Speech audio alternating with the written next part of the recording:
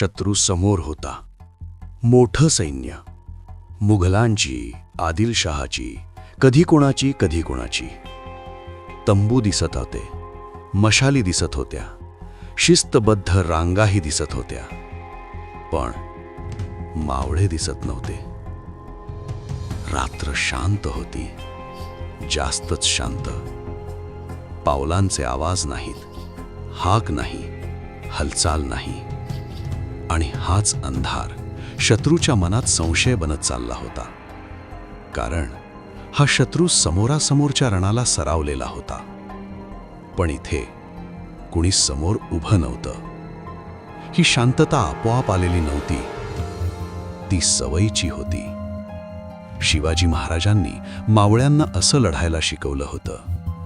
दिसायचं नाही, आवाज करायचा नाही, आणि दिसत नसतानाच दबाव टाकायचा. म्हणूनच मुघलांचा पहारेकरी रात्रभर जागा होता, पण निर्धास्त नव्हता.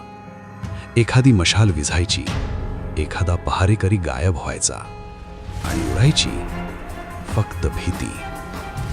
कारण इथे लढाई तलवारीची नव्हती, ती मनाची होती. शत्रू दिसत होता, पण मावळे नाही. आपण पुन्हा भेटू पुढच्या भागात. जय शिवराय.